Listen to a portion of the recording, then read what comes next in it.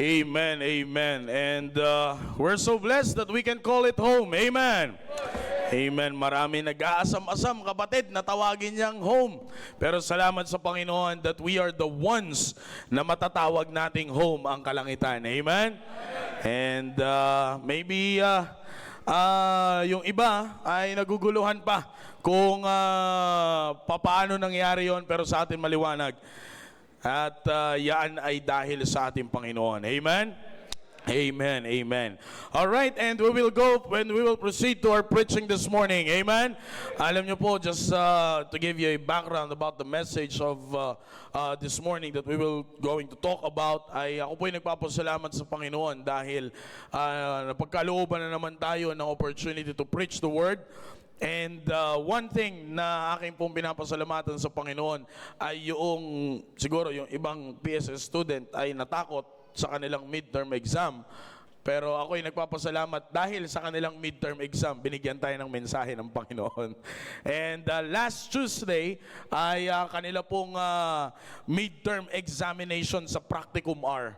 And the question is general. At pag sinabi po namin the question is general information, it talks about the question is all about the assigned Bible reading. Dahil weekly, meron po silang Bible reading na ina-assign sa kanila na yun yung babasahin nila and they have to read it. Kasi doon manggagaling yung tanong. At kung usapang tanong lang, madali lang nilang masasagot minsan eh. Pero pag ang tanong, did you finish your assigned Bible reading? Yan ang pinakabangungot na tanong ng mga PSS students. Yan, yung tipong 1 to 10 lang yung quiz, nakuha mo yung 9, tapos yun yung pinakahuling tanong. Talaga namang pambihira naman, no? Sa mga estudyante, di ba, mas maigi ng 5/10 kaysa sa 9/10. Ang sakit sa puso nun, ang hirap tanggapin no? Na yung tipong isa lang yung mali mo, perfect ka na sana. Pero alam niyo po, one of the questions na na-encounter po doon ay yung katanungan na, who carried the cross of Jesus? Sino yung isang taong nagbuhat ng cross ng Panginoong Kristo? And from that point, talagang sabi ko, I don't know, wala rin po akong idea na tayo po ay pagsasalitain ng ating mahal na pastor ngayon pong umaga po na ito. But it's just the work of the Holy Spirit that name is continuously ringing in my ears from Tuesday hanggang kagabi. Sabi ko, pambihira. Talagang nag-catch siya ng attention ko and I try to read this story. Sa biyaya po ng Panginoon, mga kapatid, isang verse lang ang para sa kanya. Unlike other Bible characters you can see in the Bible, etong tao po na to ay isa lang ang verse para sa kanya. But his message, the message of his story is tremendously great. Kapatid, minsan sabi ko nga, naguguluhan tayo kung bakit tayo nandito sa loob ng auditorium na ito. Minsan nagtataka ka, ano ba talagang ang purpose ng Panginoon sa buhay mo. But let me encourage you this morning, by this message, with the help of God, of course. I cannot do this without Him. Sa biyaya po ng Panginoon, yan ang aalamin natin ngayon. Minsan naguguluhan tayo sa buhay natin. But this morning, let me talk to you with the subject, when God rerouted your route. When God rerouted your route. Tayo po'y magsita yung lahat in the book of Mark chapter number 15. Diyan po natin makikita ang nag-iisang verse para sa taong ito. Okay? Hindi ko lang alam kasi sino po ang nakasagot sa mga PSS students, sino ang nakakuha ng tamang answer dito? Wow naman talaga. Very unfamiliar ito itong tao na ito. Okay? Mark chapter number 15. The book of Mark chapter number 15, brethren, talks about the crucifixion of Christ. Ito na po yung kung saan He is on the way to Golgotha, the place of skull. Na doon po natin makikita, there He will be crucified for our sins. Okay? So yan po yung account. But on that one particular verse, biglang pumutok itong tao na ito. Out of nowhere, lumabas itong tao na ito. Mark chapter number 15, verse number 21. Mark chapter 15, verse number 21. Are you there? Amen. And they, the Bible says, and they compel one Simon, a Cyrenian, who passed by, coming out of the country. Meaning to say, kapatid, hindi siya taga roon. Hindi po siya taga roon. This was in Jerusalem. He is a Cyrenian. Kaya mamaya, madadaanan po natin yan. And they compel one Simon, a Cyrenian, who passed by, coming out of the country, the father of Alexander and Rufus, to bear his cross. The next following verses, hindi na po yan patungkol sa kanya. That's it. That is his story. Bumitbit ng cross ng Panginoong Kristo. It's over. Pwede na po tayo mag-invitation. Tapos na ang storya niya. One verse, one man, hindi taga ron, pero makikita nyo po ang mensahe ng kanyang buhay kung gaano po ito naapektuhan. Paano po tayo maapektuhan po ito spiritually. Again, the title of the message this morning, When God Rerouted Your Route. When God rerouted your route. Tayo po'y manalangin. Dakilang Diyos, maraming salamat po sa umaga po na ito na ipinagkaloob nyo po sa amin. Thou knowest my heart, O God, I've been praying for this message. Holy Spirit, you continuously talk to me ever since this name came up to my mind, Panginoon, last Tuesday. And I know it is your work. I know it is your move. Kaya, O Diyos, I'm nothing here without you. So please do intervene at kayo po ang makita sa mensahe po na ito. We have our theme this year that I may know Him. And that is the very purpose of why we are here inside this auditorium this morning. Upang mas lalo pa po namin kayong makilala sa aming pong buhay. Maraming salamat po, Diyos, sa pagkakataon po na ito. My request to you, O God, this morning is to open the hearts and the minds of the listeners of your word, O God. And just use me, I'm begging you, please. Just use me mightily, Panginoon. Upang ang gusto nyo pong maiparating sa inyo pong mga anak ngayong pong umaga ay maabot ng inyo pong salita. Please forgive us from all of our sins and cleanse us from all our unrighteousness, because we do believe that these things, Panginoon, can hinder ang blessing na matatanggap po namin. Alisin niyo po ito, Panginoon. I-empty niyo po ang aming pong sarili upang ang manatili po sa aming pong puso't isipan ay tanging inyo pong salita lamang. Maraming salamat po. Gawin niyo po kaming karapat-dapat. In Jesus' name we pray. Amen. Amen. Please be seated. Now again, the title of the message is When God Rerouted Your Route. Now, are you still familiar, brethren, with the word GPS? Yung tinatawag po natin na global pointing, global positioning system. Okay? Global positioning system. Sa mga hindi po nakakaalam, yan po ang una bago ang Waze na tinatawag natin ngayon. Yan ang ginagamit. Until now, I can still remember. At ngayon kasi, pag tinanong mo kung ano na ang gagamitin mo, ang isasagot na sa'yo, Google Maps. Hanapin mo sa Google Maps, isisend sa'yo yung link ng location and everything. But previously, ang ginagamit talaga is GPS. Diyan nagsimula yung nasa harap ng sasakyan. Yan. Diyan yan sumikat eh. Nagkaroon ng screen, ng monitor, at may installed GPS na yan. No, diyan mo po makikita yung lugar na pupuntahan mo at kung nasang lugar ka. Mahalaga po yan, mga kapatid. I can still remember, nung nasa Amerika po kami ng ating mahal na pastor, way back 2011, ay meron po kaming ginagamit na sasakyan, and inimbita po ang ating mahal na pastor to preach in a church in the middle of the wildwood.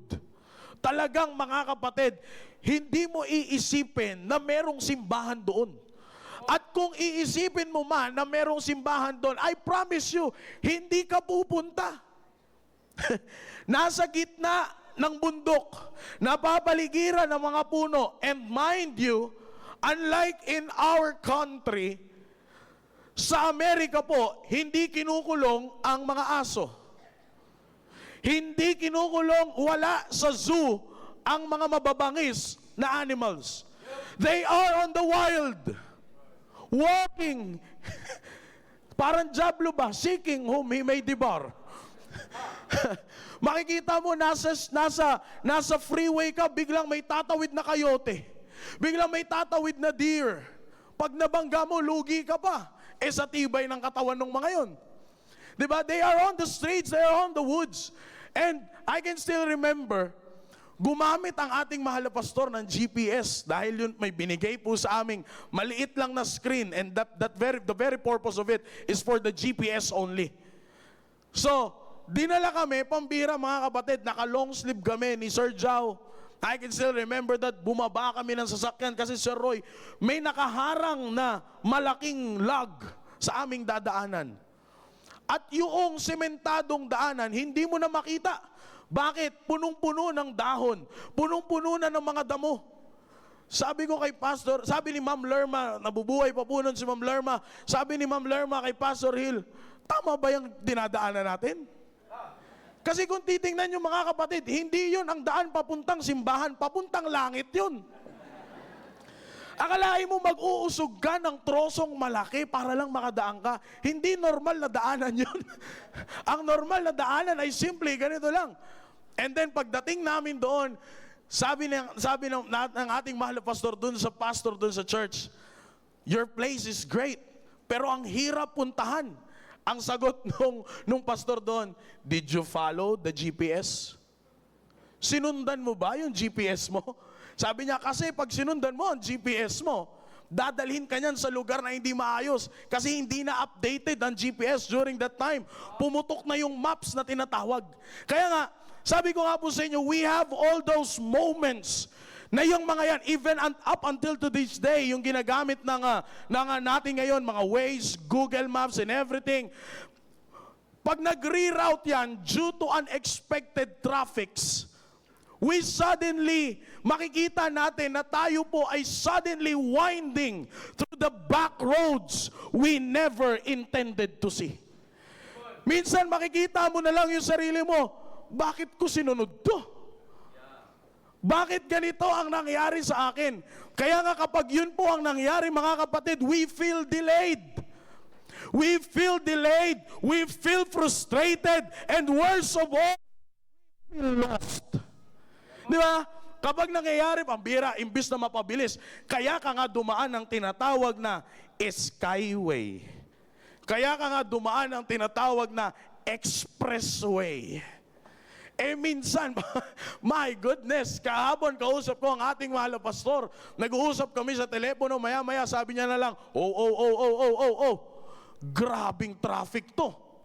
Sabi ko, bakit po? Nasa na po kayo? Pababa pa lang siya ng skyway, sir. From the toll, pababa pa lang siya ng skyway, pabuntang toll gate ng NLEX, grabe na ang traffic. At ito ay umabot hanggang Philippine Arena or lampas pa. Kung kilala nyo po mag-drive ang ating mahal na pastor, hindi mo mapapadrive ng 60 lang yun. Ang 80 doon, ang 90 doon, mabagal pa. Kaya grabe, we feel delayed. Pag yan ang nangyari kapag nag-reroute yung system natin patungo sa tinatahak natin, sometimes we feel delayed. At hindi lang yan, kapag naramdaman mo na ikaw ay nadidelay, we feel frustrated. We feel, and sabi ko nga, worst of all, we feel lost. Yan ang mangyayari kapag ang ginagamit mo ay yung sarili mong pamamaraan. But you have to remember, brethren, this morning, that in God,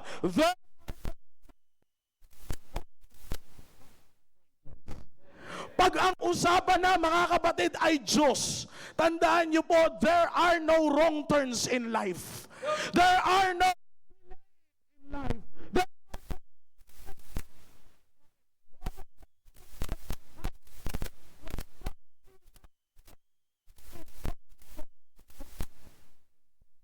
Now let me tell you a story about a man who is not a popular person.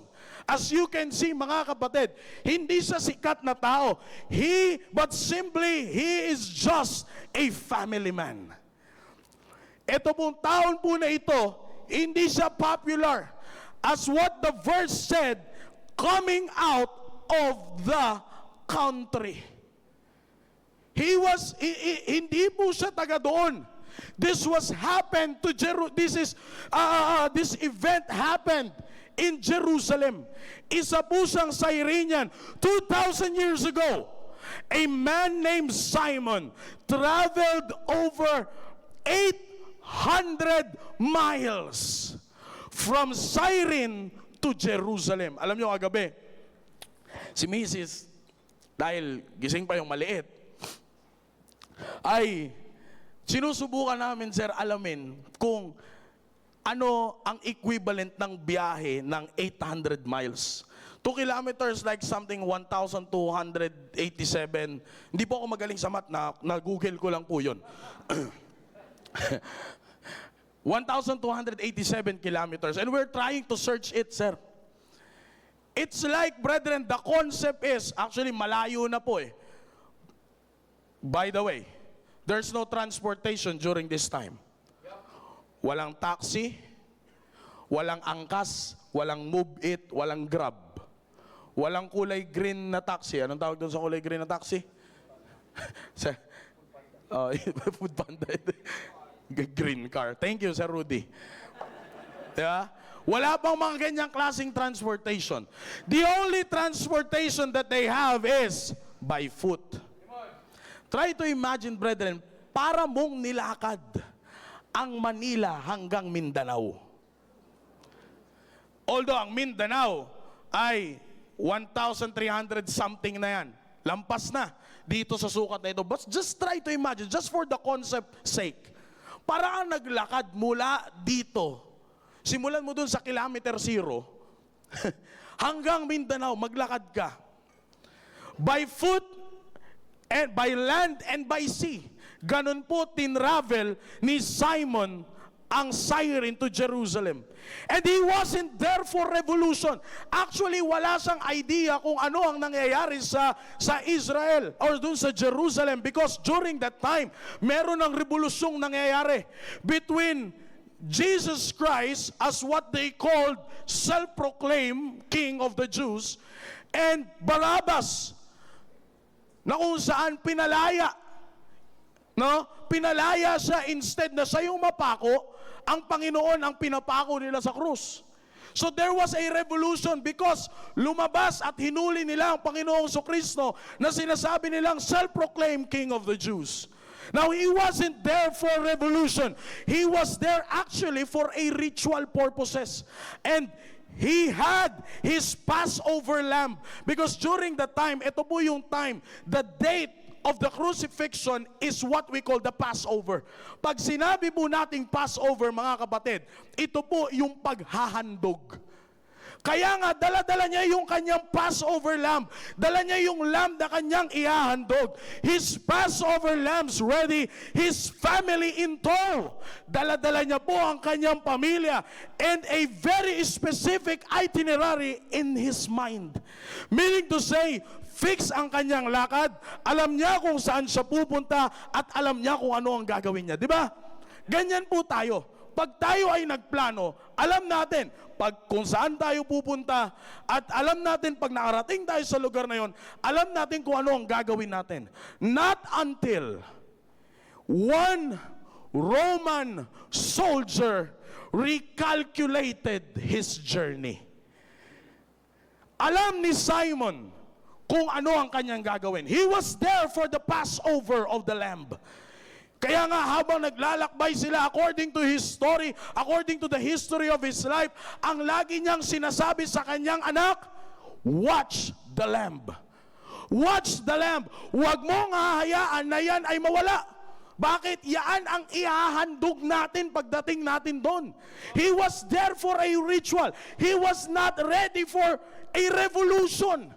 Wala siyang idea. That's why when he entered the gates of Jerusalem, biglang nagbago ang ihip ng hangin. One Roman soldier recalculated his journey. A soldier's hand fell on his shoulder, and suddenly Simon wasn't carrying his own luggage anymore. Dahil sa isang Romanong sundalo na hinawakan siya sa balikat. He came to his realization that he wasn't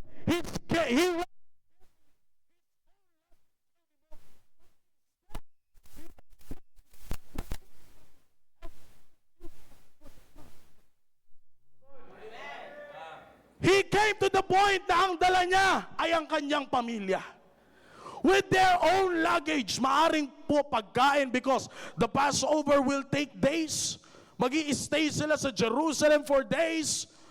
Yun ang kanyang dala-dala niya ang kanyang pamilya. But all of a sudden, that is his plan.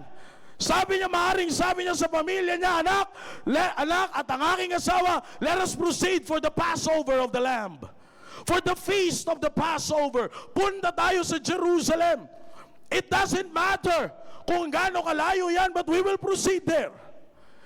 And then, isipin niyo po, mga kapatid, pagdating mo doon, pagpasok mo sa gate, masasyak ka, bakit? Nagsisigawan yung tao, ipako sa krus, palayain si Barabas, ikaw, hindi ka man taga doon.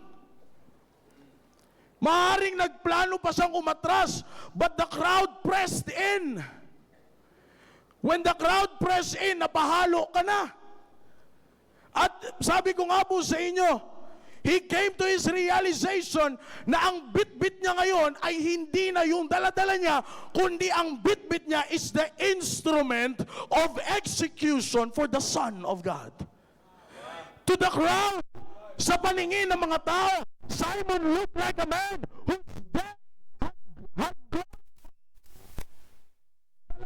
Napasama ang araw. Maaring sa mata ng mga tao, napasama ang araw niya. He looked like a victim of circumstance. Sabi nga natin sa kolokyal na pananalita, kapag minalas ka nga naman, akalain mo, pumunta ka doon para sa piyesta, pinabuhat ka ba ng cross? Naglakad ka 800 miles by land, by sea, because there was a great sea, which is the Mediterranean Sea, mga kapatid. Babiyahin mo yon, tsatsagain mo yon, at pagdating mo doon, hindi ka taga doon, inutusan ka pa.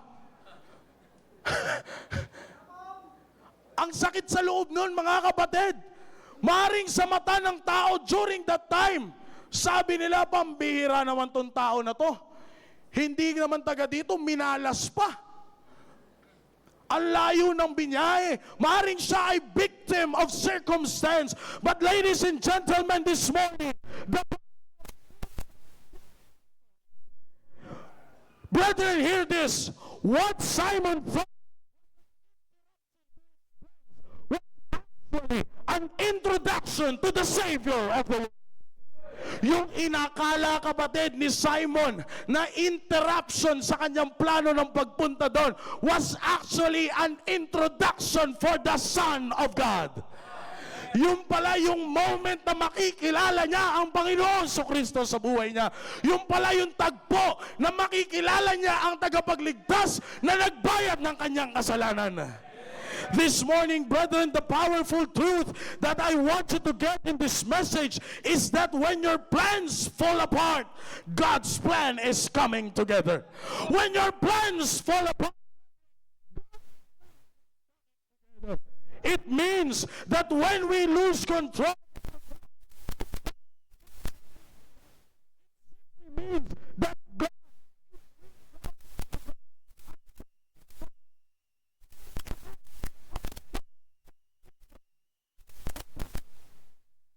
kapatid, yung inakala mong interruption na pangyayari sa buhay mo, huwag ka masyadong mapufrustrate. Sabi ko nga sa inyo, kapag nag-reroute na, maaring matutuwa ka, iwas traffic. Pero dagdag oras. Iwas traffic, dagdag oras. Pinadaan ka nga sa walang traffic, imbis na yung biyahe mo 2 hours lang, naging 3 hours pa. Plus stopover, 4 hours pa. Plus kain, 5 hours na yun. Imbis na ang bilis ng sala, di ba? Sometimes we feel delayed. We feel frustrated. And sabi ko nga po, worst of all, we feel lost. Just like what happened to Simon of Cyrene. Kapatid, hindi naman siya pumunta doon para makibaka. Hindi siya pumunta doon para makisigaw ng ipako sa cross. Palayain si Barabbas. He was not there for revolution. In fact, he was there for the Passover of the Lamb. Pero all of the sudden, ang bit-bit niya, kapatid, cross. Ang bit-bit niya, hindi na yung kanyang anak. Ang bit-bit niya, hindi na yung lamb. Kundi ang bit-bit niya is the tool of execution for Jesus Christ. Kapatid, ganyan po, minsan na nangyayari po sa atin. Sabi ko nga po, the powerful truth that I want to give you this morning through this message is that when our plans fall apart, God's plan is coming together. It means, kapag na-lose control na natin yung plano po natin sa buhay, yung route natin sa buhay, tandaan mo kapatid, hindi ibig sabihin yan nawawala ka. Because when God rerouted our route, ibig sabihin po niyan, gusto niyang hawakan ang biyahe mo sa buhay. Gusto niyang siya ang manguna ng biyahe mo sa buhay. At kapag yan ang mangyari kapatid, maaaring akalain mo, ikaw ay naliligaw or nasa maling lugar ka. But let me tell you this morning, brethren, that when God rerouted your route, just remember that you are not lost. You are just being led. When God rerouted your route, you are not lost, kapatid. Maaring isipin mo, wala dapat ako sa lugar na to eh. Sabi ko na hindi ako dapat pupunta sa lugar na to eh. Tira mo ngayon, nawawala na ako. Oops. Kapatid, hindi ka nawawala. When God rerouted your route, it means you are not lost, but instead you are being led. Ibig sabihin, kapatid, ikaw ay ginagabayan. Sometimes there are many things in our life that we thought na yun talaga yung plano na dapat mangyari. Diba? At yun dapat yung tahaki na landas. But let me remind you of what Proverbs chapter number 19 verse number 21 says. Open your Bibles please. In the book of Proverbs chapter 19, I want you to see this. Proverbs chapter 19. Sometimes, brethren, tayo ay nag-iisip at sinasabi natin sa ating sarili, eto dapat yung planong mangyari. Eto yung gusto kong marating sa buhay. Young people, familiar? You are very much frustrated kapag hindi nangyayari ang plano mo sa buhay. You are coming to the point that you are na doon ka na sa punto ng buhay mo. Sad to say, tama naman yung sinabi ng ating isang senador eh. Magugulat ka na lang at very young age, lalabas magsasabi, depressed ako. Magsasabing sawang-sawa na ako sa buhay. Bakit? What is the very reason? Bakit mo nasasabi yan? It's because of the rerouting of your plans. The rerouting of your route. Pero hindi mo ba naisip, baka gusto mo lang yan at hindi yan gusto ng Diyos. That is what is happening to a lot of young people nowadays. Ang gusto nyong makuha ay yung gusto nyo at hindi yung kailangan nyo. Kaya nga kapag binigay yung kailangan nyo, anong sasabihin nyo? Sawang-sawa na ako sa buhay ko. Ayun, mag-hangout na kayo. Ibang klase talaga ang hangout ngayon eh. Hang and then out. Ganyan mag-hangout ang mga kabataan. Di ba? Bakit po? It's because of rerouting. And sometimes, sabi ko nga po, minsan may plano tayong nakaset, pero hindi mangyayari. Minsan, ito yung gusto natin tahaking landas. Pero sabi ko nga po, nais kong ipaalala po sa inyo, ang sabi po in the book of Proverbs chapter 19, verse number 21, the Bible says, there are many devices in a man's heart. Nevertheless, the counsel of the Lord shall stand. There are many devices in a man's heart. Oh, kapatid, hindi tayo mauubusan ng plano sa buhay. Kaya nga nagkakakarambola yung plano natin sa buhay eh. Kaya nga puro na lang tayo, ano tawag sa New Year? Resolution. New Year's resolution.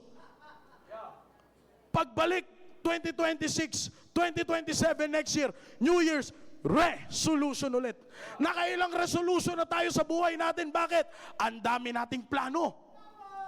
Pero hindi po ba kayo nagpapasalamat na ang sabi ng Bible, you have many plans in your life, but nevertheless, it is still my counsel that will stand on your life. It is still the counsel of the Lord that shall stand. Let us always put this in our mind, brethren, that in this life, there are a lots of unexpected detours that can lead us to disappointments. Oh, I'm telling you, when you encounter that unexpected detours, biglang liko ba? Yung biglang pag-change ng plano, kapatid, it can lead you to frustrations. Yung all set na yung plano mo, ganito na yung plano mo, holiday, holiday, holiday. Bang! Church-wide soul winning.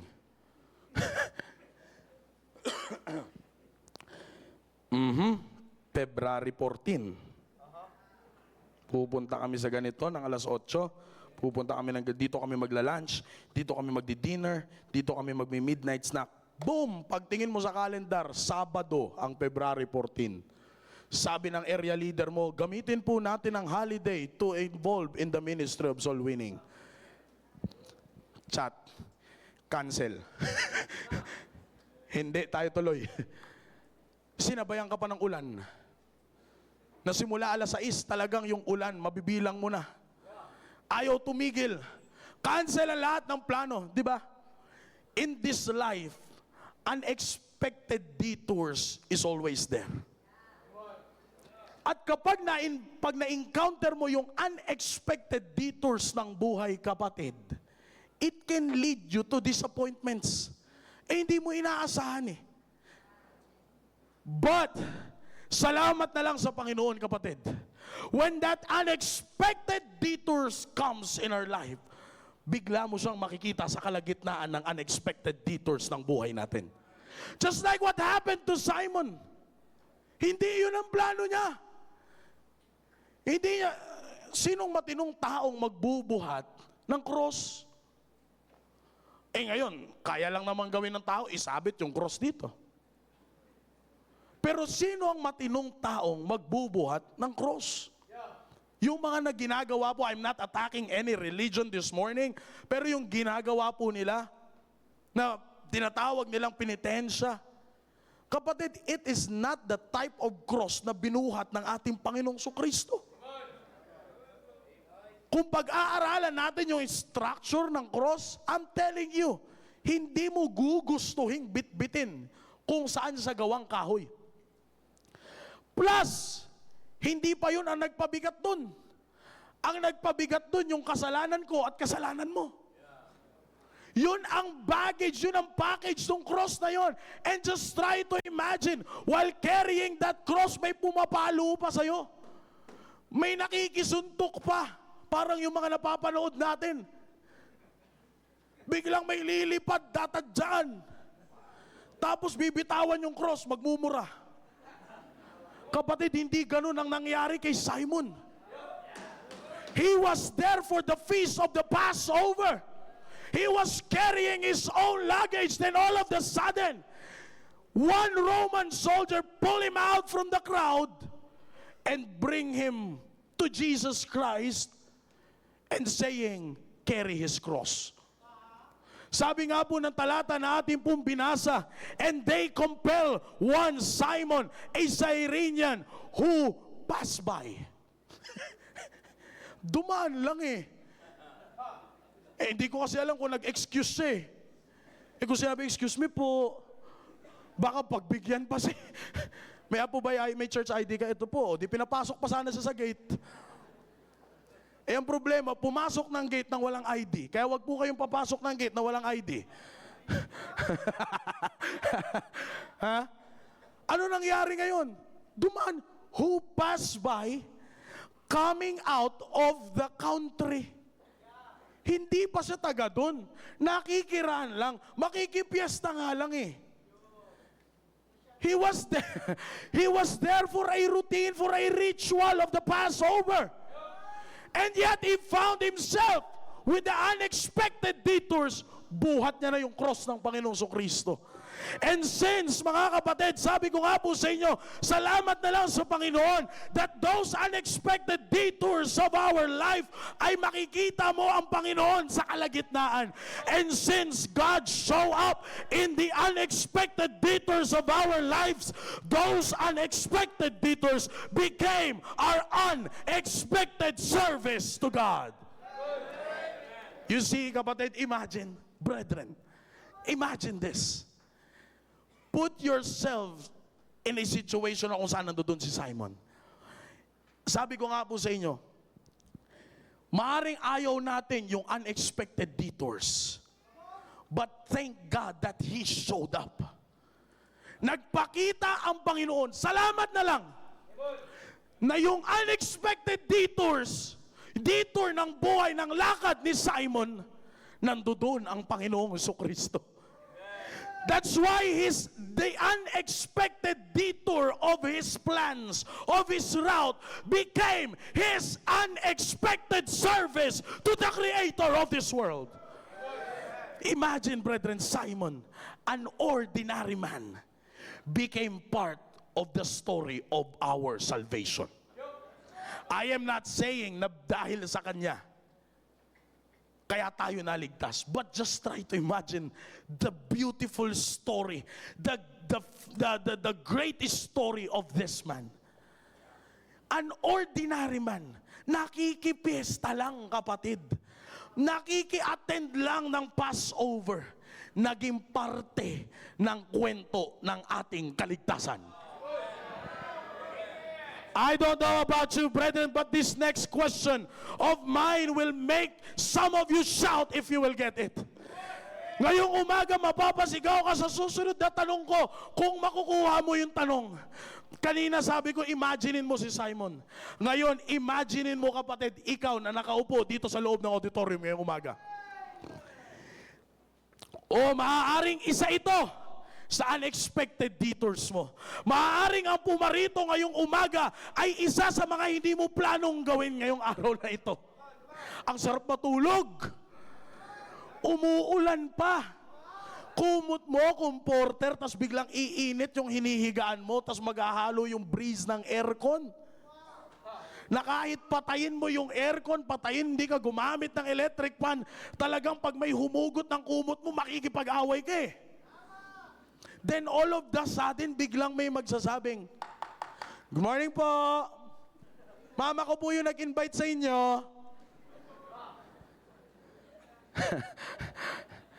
Tapos ang sagot mo, "Walang tao." Oh, kapatid, sabi ko nga sa inyo, just like Simon, an ordinary man became part of our salvation. Became part of the story of salvation. Right now, tayo, sino ba tayo, mga kapatid, para magkaroon ng karapatan na tumanggap ng pagpapala ng Panginoon ngayong umaga? Consciously and unconsciously we sin against God. But thank God that it's because of His faithfulness to us. His compassion and mercy are new every morning. Kaya tayo nasa loob ng auditorium ngayong umaga. Sabi ko nga sa inyo, kapatid, maaaring ang pumarito sa loob ng simbahan ngayong umaga, hindi mo plano. Wala naman si pastor na banggit ng aking area leader kahapon eh. Hindi na ako pupunta. Good morning sa'yo kung nandito ka man. Kapatid, maaaring ito yung isa sa mga unexpected detours ng buhay mo. But thank God that He rerouted your route today and have found yourself sitting in this auditorium, listening to His very word.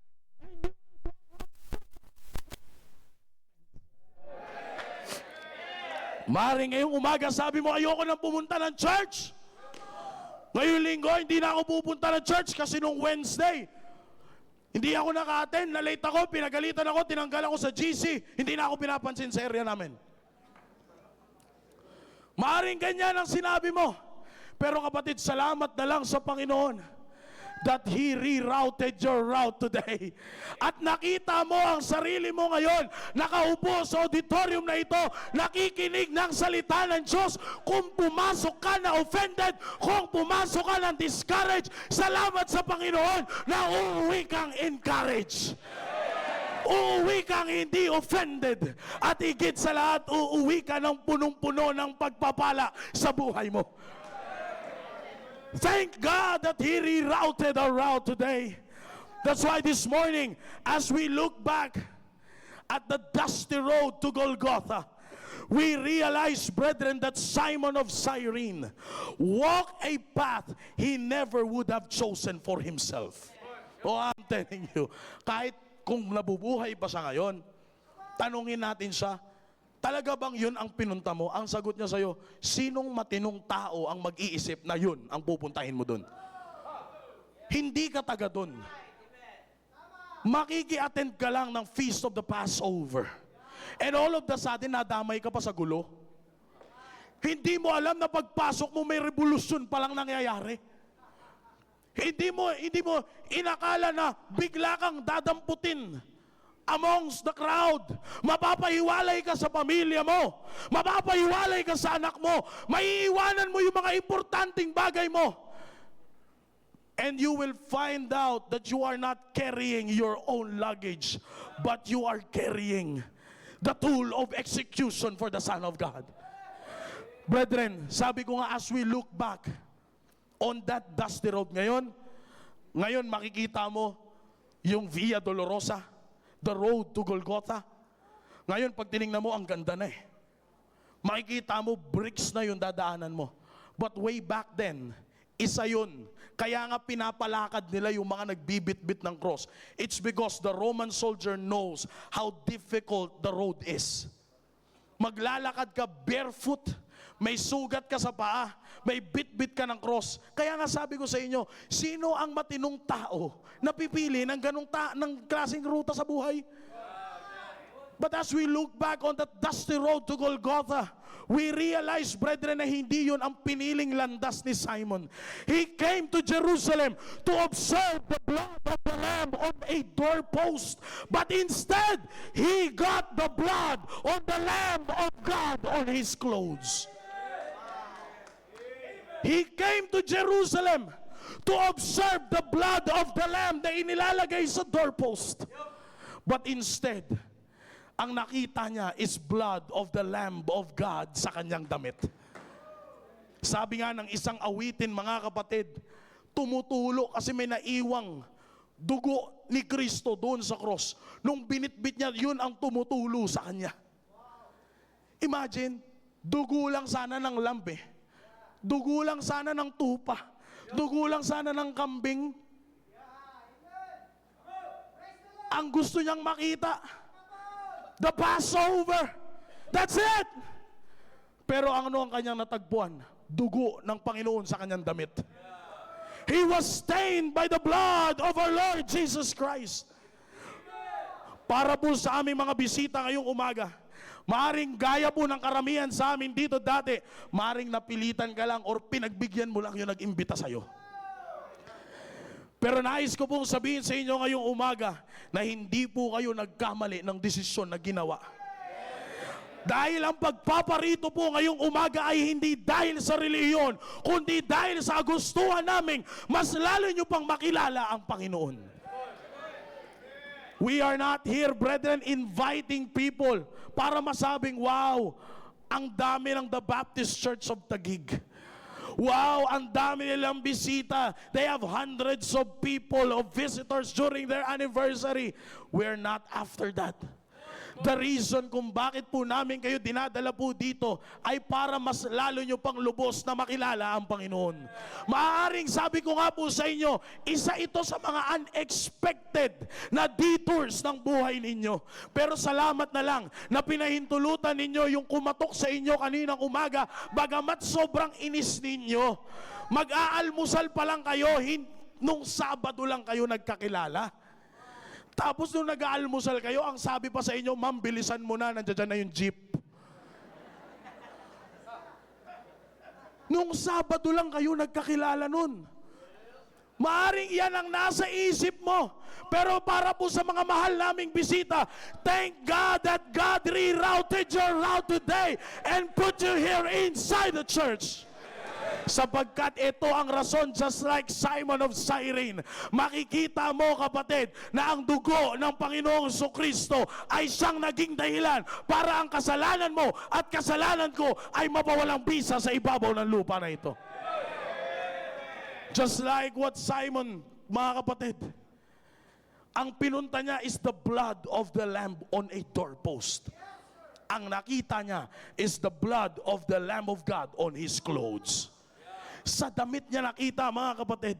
Kaya para sa aming mga bisita, wag po ninyong sayangin ang pagkakataon po na ito. Mamaya-maya lang merong lalapit sa inyo para ibahagi, kapatid, ang kung ano ang nakita ni Simon sa Jerusalem. And for us Christians, Baptist people of God, this morning, when God rerouted the route, anong nararamdaman natin? When God says, anak, wag dyan.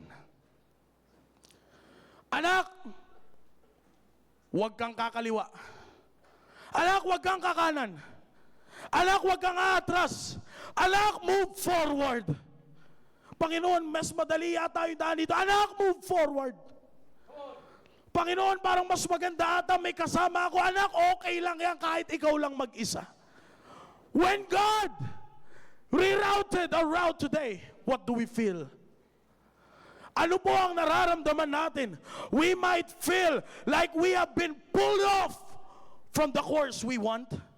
Maaring yan po ang nararamdaman natin. Maaring mararamdaman natin na tayo ay tinanggal doon sa landas na gusto nating tahakin. But always remember this, brethren. Kung ganon ang nararamdaman mo na para kang sabi nga natin, pinagkaitan ng panahon, pinagdamutan ng tadhana, maaring yan ang nararamdaman mo. Bakit? He rerouted your route eh. Binago ng Diyos yung iyong course of life. Kung yan po ang nararamdaman nyo, always remember this. We are exactly where grace needs us to be. Ito at talaga ang kalagayan po natin ngayon, kapatid. Yan talaga ang gustong mangyari ng Diyos. I can still remember what pastor said dito po sa pulpito sa storya ni Apostle Paul. Ano po ang sabi niya? Naghahanap-hanap pa si Apostle Paul ng ganito. Gusto niya tanggalin yung tinik. Gusto niya mawala yung ganito para makapaglingkod siya ng maayos. Anong sabi ng Panginoon sa kanya? My grace is sufficient for thee. After niyan, kapatid, ang sabi ni Apostle Paul kay Timothy, nakita mo yung persecutions ko sa Lystra, sa ganitong lugar, sa ganitong lagad. I endured all those things. Bakit? It's because I can do all things through Christ which strengtheneth me. Kaya nga, kapatid, sabi ko nga po ngayong umaga, anong nararamdaman mo kapag binago ng Diyos yung gusto mong mangyari? Young people, anong mararamdaman mo kapag sinabi ng Diyos, wag yan? Wag kang pupunta dyan. Wag na wag mong gagawin yan. Anak, mag-soul winning ka imbis na maki-February 14 ka. Wag. Wag. Wag mong gagawin yan. Ito ang gawin mo. Anong nararamdaman po natin? Maaring mararamdaman natin, grabe naman. Pinagkait naman sa akin yung gusto kong mangyari. Maybe that is what you want, but that is not what you need. Kaya nga, kapatid, sabi ko nga po sa inyo, when God rerouted the route, we might feel like we've been pulled off from the course we want.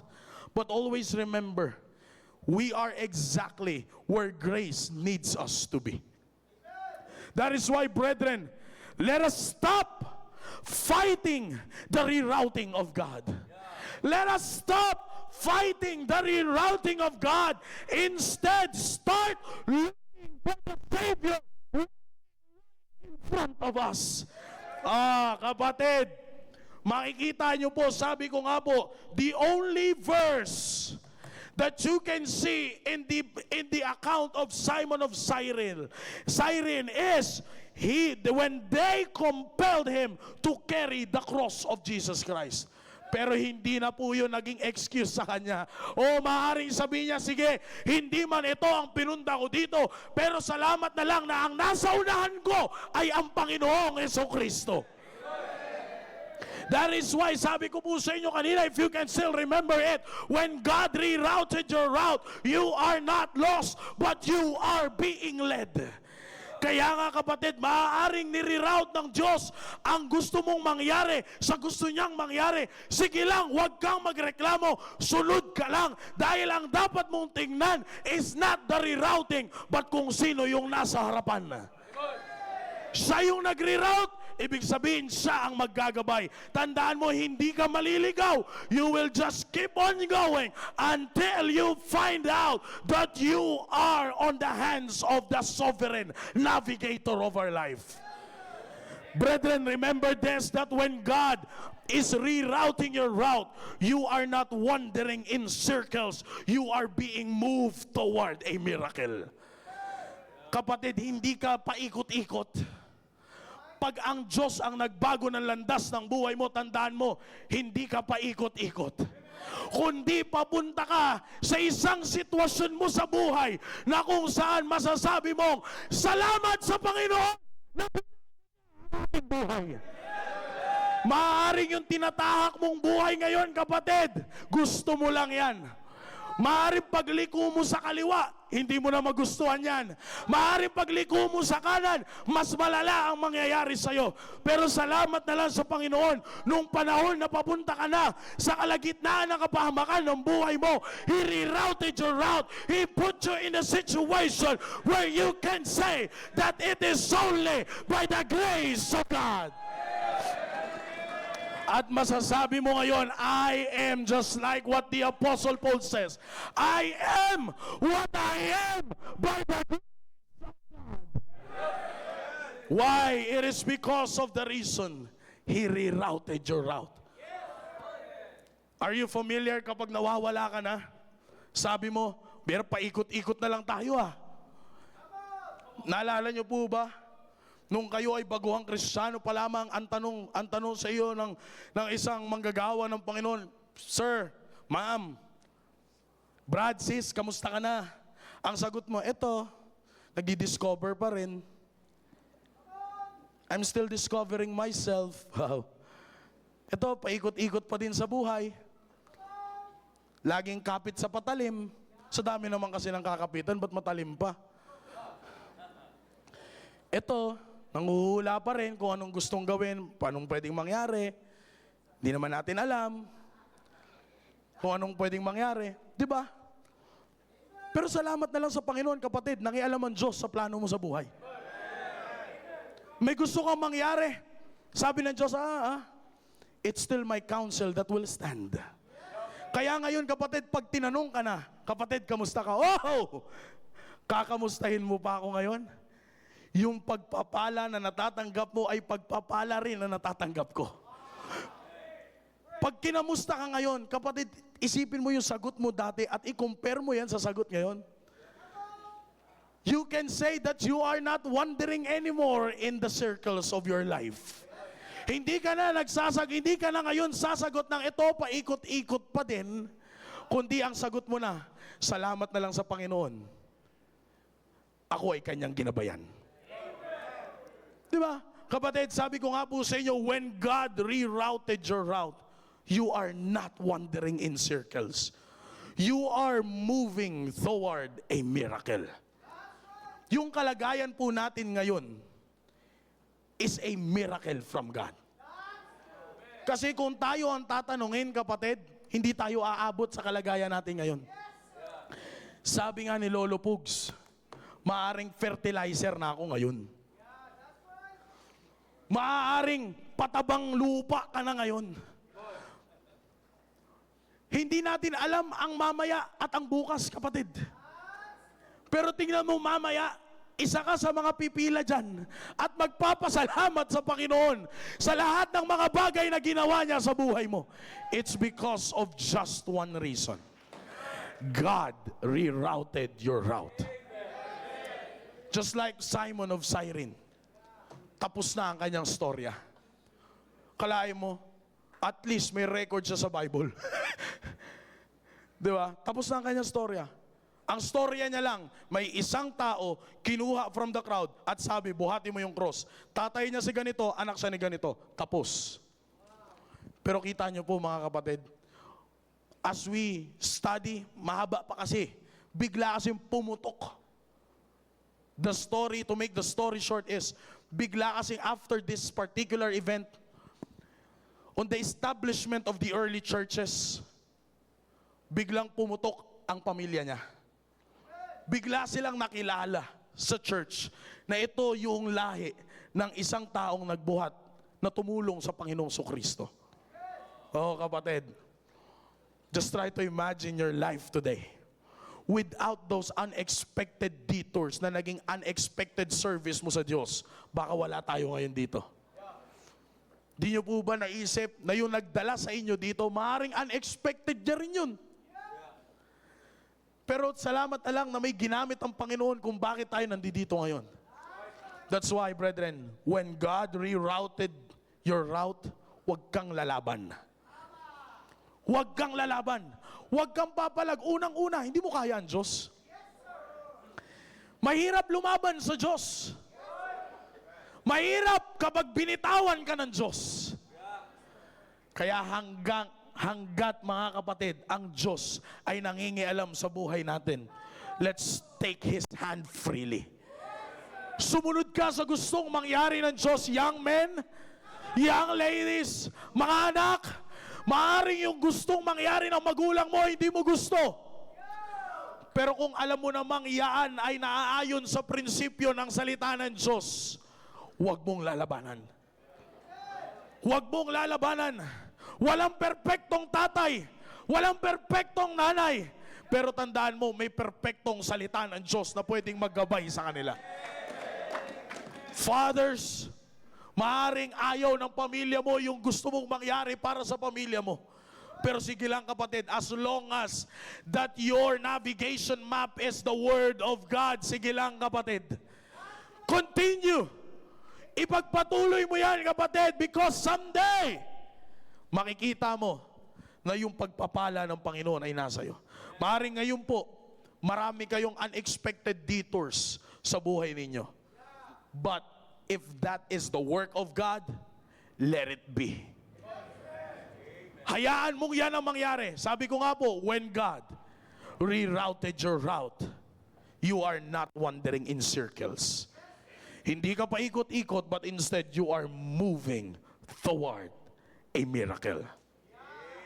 Alam ko ngayon, gusto lahat maraming pagpalain.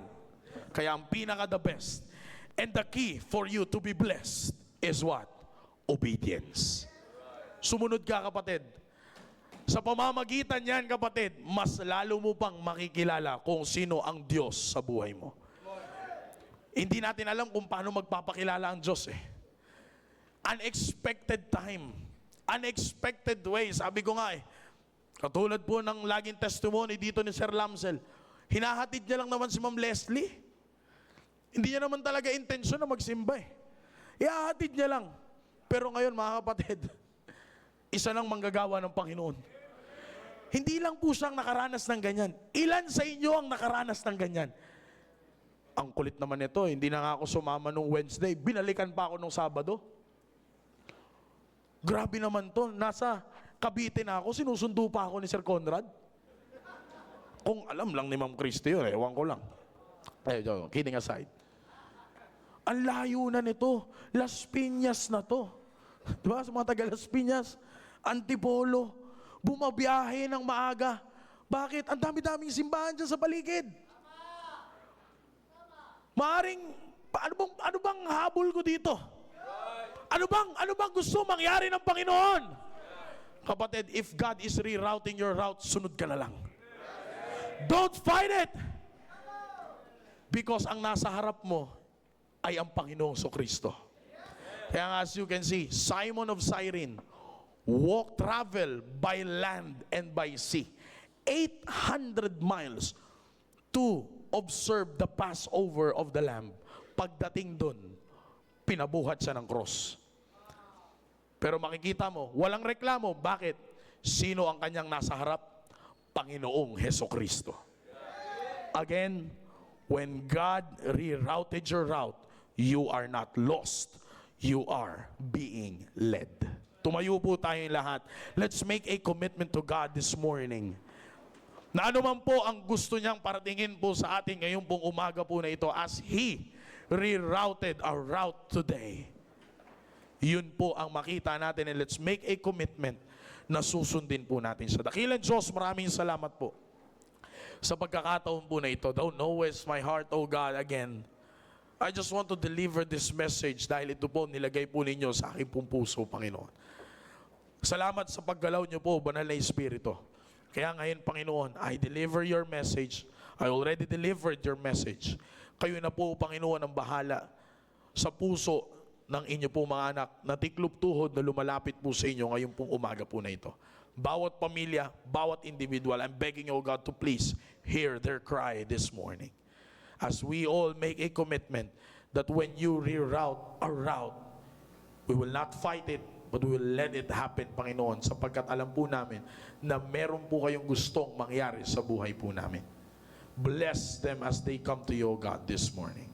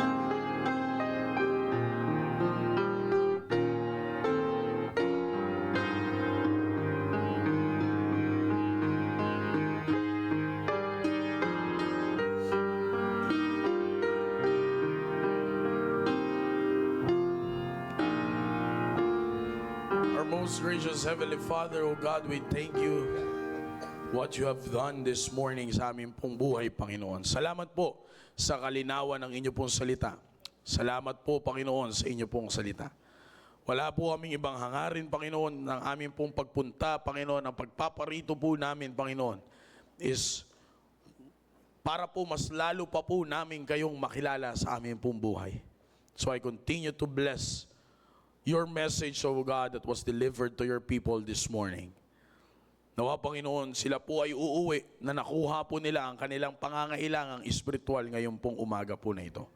Salamat po, Diyos. This is not for a show. Lahat ng ginagawa po namin, Panginoon, dito is not for a show, but it is all for you and for you alone, O God.